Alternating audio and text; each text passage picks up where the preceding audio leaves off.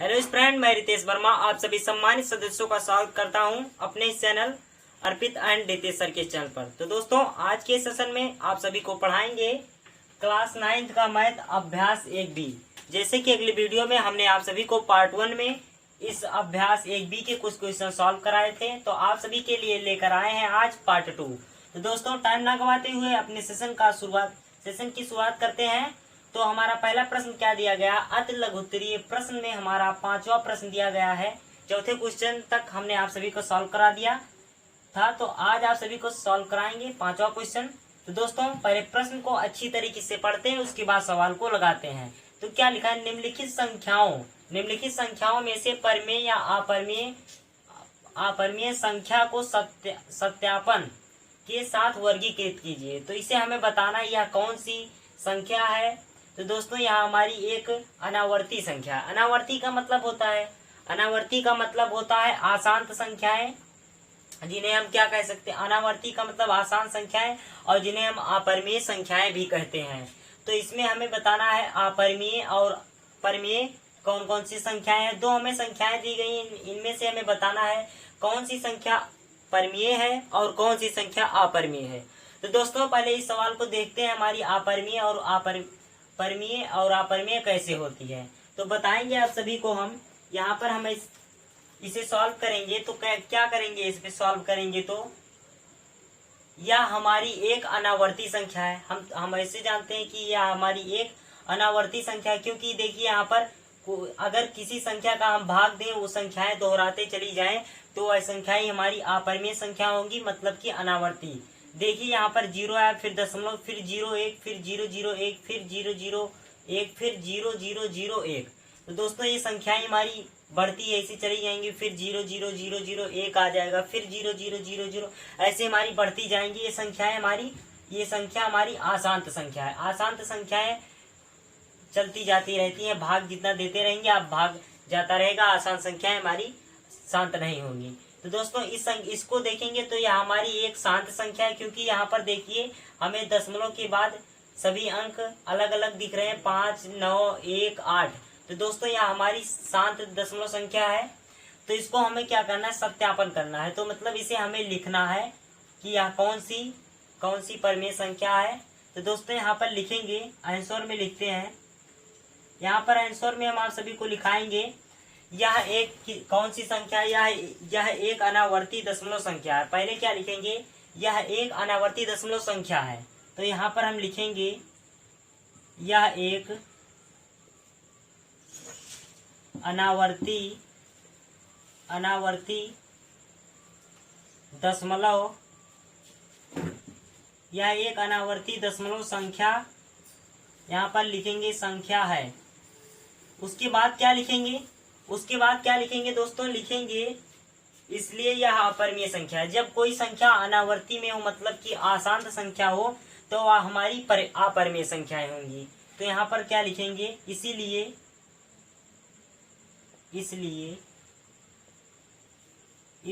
यह अपरिमेय संख्या है।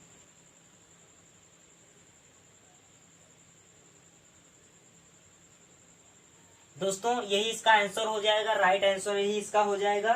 तो इसी तरह हम अपने दूसरे क्वेश्चन को सॉल्व करेंगे, सेम इसी तरह से सॉल्व करना है। यह एक हमारी अपरिमेय संख्या थी और अनावर्ती भी थी। अब इसमें देखेंगे तो इस टाइप का नहीं, देखिए यहाँ पर दोस्तों दशमलव के बाद सभी अंक बदल गए हैं। तो क्या यह हमारी एक शांत या अशांत दशमलव संख्या है। तो दोस्तों, यह हमारी शांत दशमलव संख्या है, क्योंकि दशमलव के बाद सभी अंक अलग अलग हैं। तो यहाँ पर हम क्या लिख सकते हैं, यह एक दशमलव संख्या है। क्या लिखेंगे, यह एक दशमलव, यहाँ पर लिखेंगे 0. यहाँ पर पहले आंसर में लिखते हैं दोस्तों। आंसर में क्या लिखेंगे, 0.5918। अब क्या लिखेंगे, यह एक दशमलव संख्या है। यहाँ पर लिखेंगे यह एक दशमलव संख्या है।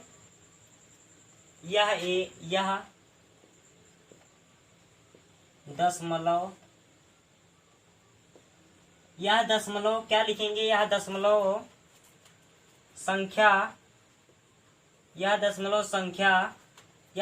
संख्या शांत यह दशमलव संख्या शांत, और उसके बाद क्या लिखेंगे दोस्तों, यह दशमलव संख्या शांत दशमलव संख्या है। क्या लिखेंगे, शांत दशमलव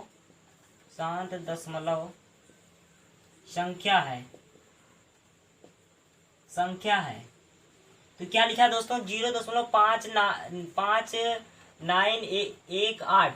तो यहाँ पर क्या लिखा हमने, यहाँ पर यह एक दशमलव संख्या शांत दशमलव संख्या। अब क्या लिखेंगे, इसलिए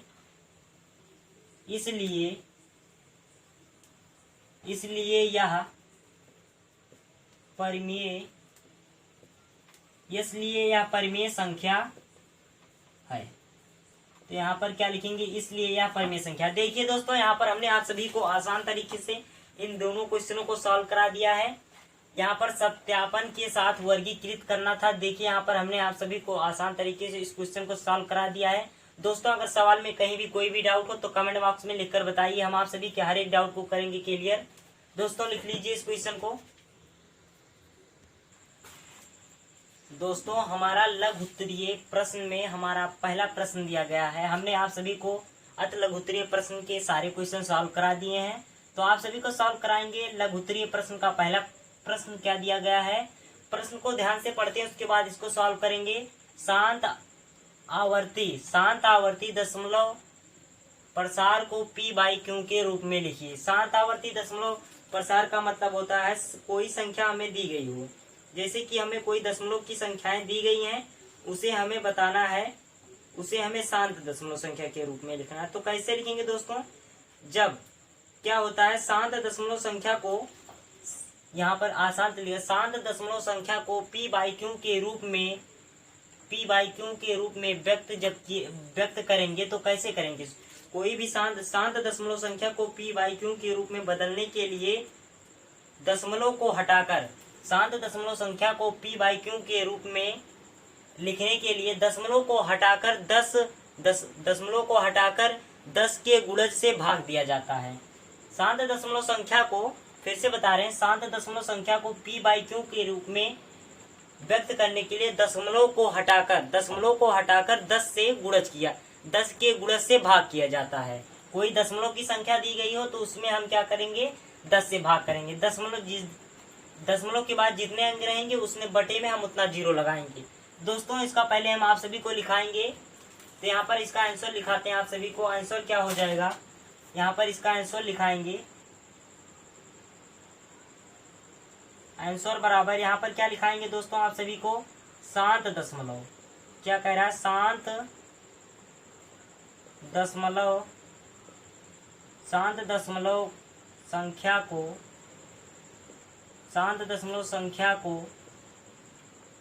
p/q, शांत दशमलव संख्या को p/q के रूप में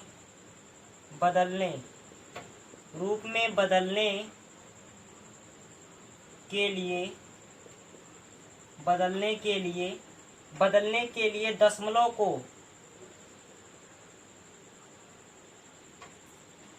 शांत दशमलव संख्या को p/q के रूप में बदलने के लिए दशमलव को दोस्तों दशमलव को हटाकर 10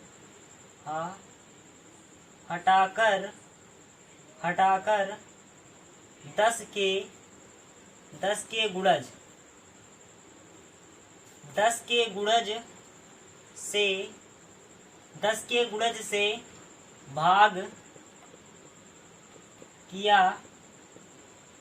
भाग किया जाता है। दोस्तों, अगर कोई भी दशमलव की संख्या दी गई हो तो क्या करेंगे, शांत दशमलव संख्या को p/q के रूप में बदलने के लिए दशमलव संख्या को 10 के गुणज से भाग किया जाता है। तो दोस्तों, यहाँ पर हमने आप सभी को सूत्र लिखा दिया। अब क्या करेंगे, कोई उदाहरण में लेंगे। उदाहरण में जैसे हम यहाँ पर लिखते हैं, जैसे में लिखेंगे 0.6, तो इसको हम कैसे लिख सकते हैं, शांत दशमलव संख्या के रूप में इसे कैसे लिख सकते हैं। हमने बताया था दशमलव के बाद जितने अंक होंगे उतना 0 हम लिखेंगे। तो यहाँ पर देखिए, हम यहाँ पर 1 0 लिखेंगे, और देखिए यहाँ पर जो दशमलव, दशमलव के नीचे हम कौन सा लिखेंगे, ए। दशमलव की ऐसे लिख सकते हैं, यहाँ पर लिख सकते हैं 6/10। तो दोस्तों यही हमारा इसका शांत दशमलव संख्या के रूप में व्यक्त करना हो जाएगा। एक उदाहरण और लेते हैं, क्या लेंगे, 0.875। तो दोस्तों इसको अगर शांत दशमलव संख्या के रूप में व्यक्त करना हो तो कैसे करेंगे, दशमलव के बाद जितने अंक हैं उतना जीरो बढ़ा लेंगे। यहाँ पर जो दशमलव, दशमलव के नीचे हम 1 लिखेंगे।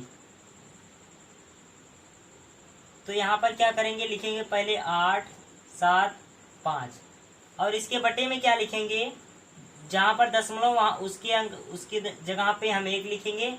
और दशमलव के बाद कितने अंक हैं, दशमलव के बाद हमारे 3 अंक हैं। यहाँ पर देखिए दशमलव के बाद कितने अंक हैं, दशमलव के बाद 3 अंक हैं। इस 3 अंक का जो 3 अंक है यहाँ पर 3 जीरो बढ़ा लेंगे। अगर अभी यहाँ पर 5 अंक दिए गए होते हैं तो यहाँ पर हम कितने जीरो बढ़ा लेते हैं, दशमलव के स्थान पर 1 रखेंगे और दशमलव के बाद जितनी भी संख्याएं रहेंगी उतना जीरो बढ़ा लेंगे। तो दोस्तों यही हो जाएगा यही हमारा हो जाएगा शांत दशमलव संख्या के रूप में प्रसार करना। तो लिख लीजिए। अगर दोस्तों सवाल में कहीं भी कोई भी डाउट हो तो कमेंट बॉक्स में लिखकर बताइए, हम आप सभी के हर एक डाउट को करेंगे क्लियर। तो लिख लीजिए, बहुत ही आसान और बहुत ही सरल क्वेश्चन था।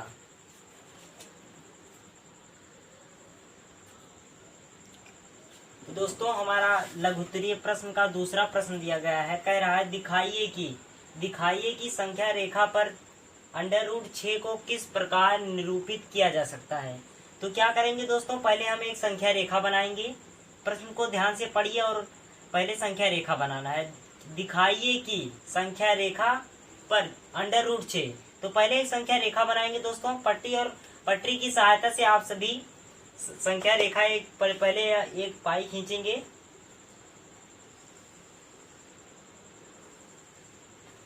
दोस्तों यहाँ पर हमने एक रेखा खींच लिया। अब क्या करना है, बीच में हम यहाँ पर जो बीच में हमारा होता है, बीच में हमारा 0 होता है, ये हमारा केंद्र हो जाएगा, यहाँ लास्ट वाला बिंदु ये हो जाएगा।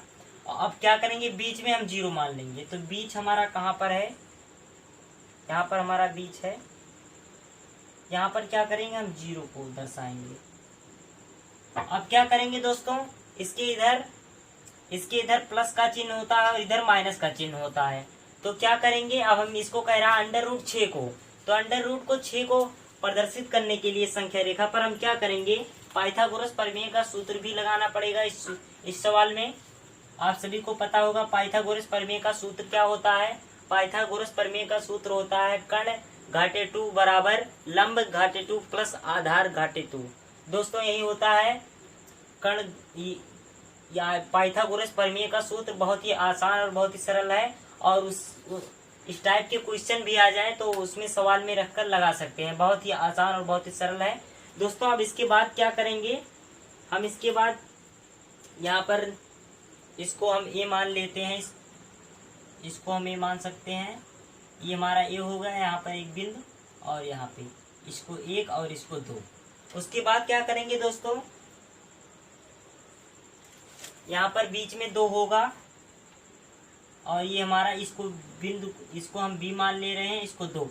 अब क्या करेंगे, एक रेखा यहाँ से हम बनाएंगे। हमने बताया पाइथागोरस प्रमेय का सूत्र लगेगा, तो यहाँ पर हमें ऐसे बनाएंगे। पहले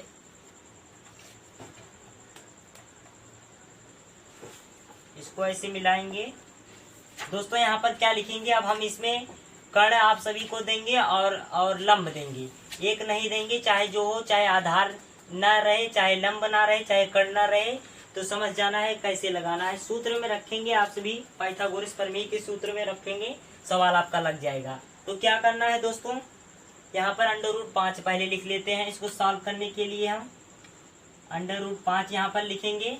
उसके बाद क्या करेंगे, √5। अब देखिए यहाँ पर हमें ये जो हमने 2 यहाँ पर लिखा है, ये क्या है जानते हैं आप सभी, आधार। यह आधार हमें दिया गया है और यहाँ पर कह रहा है इसको हम संख्या को ए मान लें या बी। चलो यहाँ पर बी मान लेते हैं इसको। अब क्या करना है, इसको हमें ज्ञात करना है।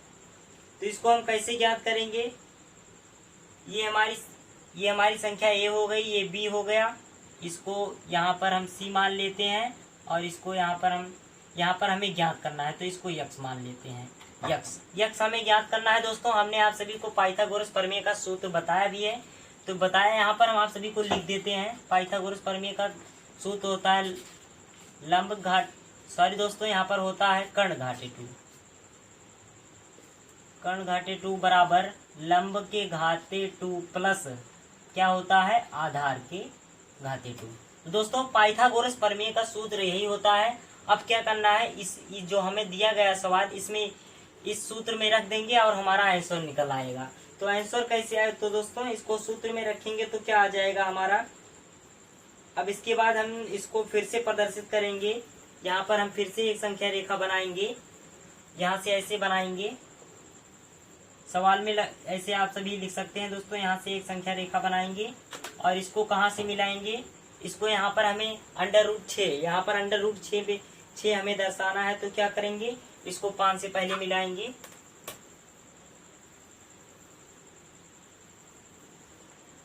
यहाँ पर मिला दिया दोस्तों। अब क्या करना है, उसके बाद क्या करेंगे, यहाँ पर हम लिखेंगे √6, यहाँ पर लिखेंगे दोस्तों। ऐसे प्रदर्शित किया जाएगा। इसको आप सभी सॉल्व भी कर सकते हैं इस क्वेश्चन को। √6 देखिए यहाँ पर प्रदर्शित कर दिया। अब एक रेखा यहाँ से भी खींच सकते हैं, एक रेखा हम यहाँ से भी खींच सकते हैं। तो दोस्तों यहाँ पर देखिए हमने संख्या रेखा पर प्रदर्शित कर दिया। इसका आप सभी आएगा इस चैप्टर में, आप सभी को निकालना होगा पाइथागोरस प्रमेय के सूत्र से सवाल निकालना होगा। 2 मान हमें दिए होंगे, चाहे कोई भी दिया हुआ है, चाहे कर्ण दिया हो गया और चाहे लंब दिया, आधार नहीं दिया होगा। अगर कर्ण दिया गया होगा तो फिर लंब नहीं दिया होगा और फिर आधार दिया होगा। एक इसमें से नहीं दिया रहेगा और हमें सॉल्व करना रहेगा। तो अगले चैप्टर में पढ़ेंगे जब हमारा वो चैप्टर आएगा पाइथागोरस प्रमेय का। देखिए दोस्तों यहाँ पर हमने इस संख्या रेखा पर प्रदर्शित कर दिया है। क्या करेंगे, तो यहाँ हम 0 भी लिख सकते हैं, यहाँ पर हम 0 लिखेंगे। देखिए दोस्तों यहाँ पर हमने आप सभी को इसको लिखकर यहाँ पर क्या कर दिखाइए कि संख्या रेखा को क्या कह रहा है, संख्या रेखा पर √6 को प्रदर्शित करना था, जो कि यहाँ पर हमने आप सभी को प्रदर्शित कर बता दिया। प्रदर्शित और निरूपित का एक ही मतलब होता है। देखिए यहाँ पर दोस्तों हमने आप सभी को संख्या रेखा पर बताया कि √6 को कहाँ प्रदर्शित करेंगे। तो यहाँ पर देखिए हमने आप सभी को आसान तरीके से प्रदर्शित कर दिया। दोस्तों कहीं भी सवाल में कोई भी दिक्कत हो तो कमेंट बॉक्स में लिखकर बताइए, हम आप सभी के हर एक डाउट को करेंगे क्लियर। दोस्तों इस क्वेश्चन को लिख लीजिए। चलते हैं अब अगले क्वेश्चन पर।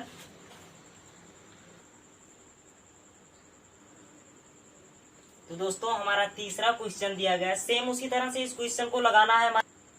तो इसको उसी तरह से लगाना, सेम उसी तरह से लगाना। क्या कह रहा है, दिखाइए कि संख्या रेखा पर, यहाँ पर हमें 6 दिया गया था, अब यहाँ पर हमें 8 दिया गया है। 8 को किस प्रकार निरूपित किया जाता है, सेम उसी तरह से दोस्तों करना है। यहाँ पर आप सभी संख्या रेखा बनाएंगे। संख्या रेखा पर बनाने के बाद हम यहाँ से एक रेखा बनाएंगे। उसके बाद क्या करेंगे, यहाँ से एक रेखा, इसके हम इस सूत्र की पाइथागोरस प्रमेय के सूत्र से यहाँ पर हमें 2 मान दिए गए होंगे, तो यहाँ पर हम निकाल लेंगे। यहाँ पर जब निकालेंगे तो हमें 2 मान दिए गए। ऐसे करेंगे, ऐसी संख्या करें कि हमें यहाँ पर हमें प्राप्त हो जाए 8। तो ऐसी संख्या लेंगे कि हमें 8 प्राप्त हो जाए। अगर यहाँ पर हम उस संख्या लें 2 और यहाँ पर 2, अगर 2 लें तो हमें 8 प्राप्त हो सकता है। एक हमारा कर्ण 2 हो जाए और हमारा लंब 2 हो जाए। अगर कहीं आधार ज्ञात कीजिए तो हमारा 8 प्राप्त हो जाएगा। दोस्तों इसी तरह से करना, पहले संख्या रेखा बनाएंगे, उसके बाद इस सूत्र में रखकर लगाएंगे। तो आप सभी को हम बता दे रहे हैं, संख्या रेखा आप बताएंगे, संख्या रेखा आप लगाकर बताएंगे। कि यहाँ पर हम आप सभी को बताते हैं। देखिए इसको ऐसे लिखेंगे, कर्ण हमारा मान लेते हैं, हमारा कर्ण 2 दिया गया है, तो 2 के घाते 2 बराबर, यहाँ पर हमें लंब नहीं दिया गया, लंब को ऐसे लिख देते हैं। यहाँ पर लंब हमें 2 घाते 2 दिया गया और प्लस आधार हमें ज्ञात करना है। अब क्या करेंगे, यहाँ पर हम ऐसे करेंगे, आधार की घाते 2 बराबर, यहाँ पर देखिए 2 घाते 2 है, तो इसको हम कैसे लिख सकते हैं, 2 घाते 2 प्लस कोई संख्या के घात में अगर कितनी भी घात, एक के अलावा अगर कोई भी घात दी गई हो तो उस संख्या को उतनी बार गुणा करते हैं। तो 2 घाते 2 दिया, 2 का गुणा 2 बार करेंगे तो हमें 4 प्राप्त हो जाएगा। फिर यहाँ पर हम प्लस का चिन्ह लगाएंगे और 2 के घाते 2 है तो फिर 4 प्राप्त हो जाएगा। फिर आधार घाते, यहाँ पर 2 है तो इसको 2 लिख लेंगे हम, और इसको हम 8 यहाँ पर लिखेंगे 8, तो इसको हम हटा देंगे और यहाँ पर लगाएंगे अंडर रूट। अंडर रूट जब लगा देते हैं तो इसकी घात में जो रहता है वो हट जाता है, तो यहाँ पर अंडर रूट हमें 8 प्राप्त होगा दोस्तों, जो कि यहाँ पर हमें दिया गया है। कह रहा है दिखाइए कि संख्या रेखा पर 8 को किस प्रकार निरूपित किया जा सकता है। दोस्तों पहले आप सभी संख्या रेखा बनाएंगे, उसके बाद संख्या रेखा पर बनाने के बाद आप सभी इसको निरूपित करेंगे। एक मान आपका हो जाएगा, दोनों मान आपका 2 हो जाएगा, एक का मान कर्ण 2 रख सकते हैं और लंब भी 2 रख सकते हैं। मानने के बाद आप संख्या रेखा बनाने के बाद आप सभी इसको सॉल्व कर सकते हैं। तो दोस्तों लिख लीजिए इस क्वेश्चन को, सवाल में कहीं भी कोई भी दिक्कत हो तो लिखकर बताइए कमेंट बॉक्स में। तो दोस्तों उम्मीद करते हैं कि आप लोगों ने इस क्वेश्चन को लगाकर कमेंट बॉक्स में आंसर दिया होगा। दोस्तों इसी तरह के मजेदार वीडियो पाने के लिए हमारे चैनल को कर लीजिए सब्सक्राइब। अगर वीडियो को पहली बार देख रहे हैं तो वीडियो को लाइक करना ना भूलें। तब तक के लिए जय हिंद जय भारत। मिलते हैं अगली वीडियो में नए सेशन के साथ, आप सभी के लिए लेकर आएंगे अभ्यास 1C। तो दोस्तों आज के लिए इतना ही, मिलते हैं अगली वीडियो में नए सेशन के साथ, तब तक के लिए जय हिंद जय भारत।